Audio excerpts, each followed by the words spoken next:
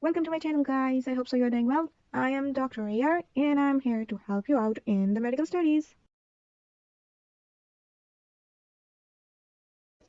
Let's talk about the norma verticalis. In the norma verticalis, we will talk about the following things. The first one is bones, then sutures, then fontanelles, and finally we'll talk about the bony landmarks.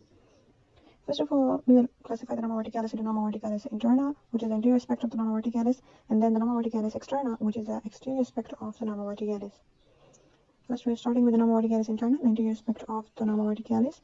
And the bone you will see from this aspect are the first one, frontal bone, blue in color, then the parietal bone, which is mentioned here, green in color, and finally the occipital bone, which is mentioned here, purple in color. Then we'll talk about the sutures that you can see from the anterior aspect of the norma verticalis. The first you will see the coronal suture, which will link the frontal bone with the parietal bone. The sagittal suture will connect the two parietal bone together, and the lambdoid suture will connect the occipital bone with the parietal bone. And the bony landmarks that you can see from the anterior aspect of the norma verticalis interna. The first one is the bregma, which is the meeting point of sagittal and coronal suture. The second one is lambda, which is the meeting point of the lambdoid and the sagittal suture. And then the groove for the superior sagittal sinus, which is in the central vertical aspect. And then we have some other grooves on the two sides of the parietal bone. These are formed by the middle meningeal vessels. And these are the depression formed by the middle meningeal vessels, right? Near the central ear, there are small pits-like things which are formed by the regular granulation and known as granular fovea.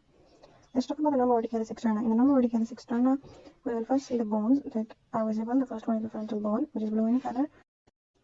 So the second one is parietal bone, which is mentioned here green in color. These are two in number. And then the occipital bone, which is mentioned here purple in color.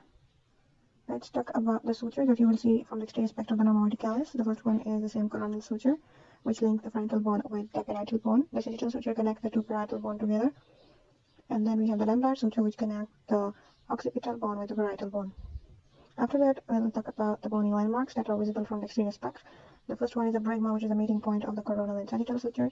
The second one is lambda, which is the meeting point of the sagittal and lambdoid suture. And then the parietal foramina, which are for the image veins connect and drain the sagittal sinus.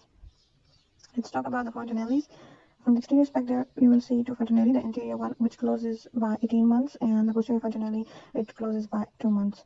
And the parietal eminence, which represent the central falsification of parietal bone. Then we have the overall picture. You can pause the video and see it. Thank you so much for watching, guys. To subscribe for more, press the bell icon and always stay motivated.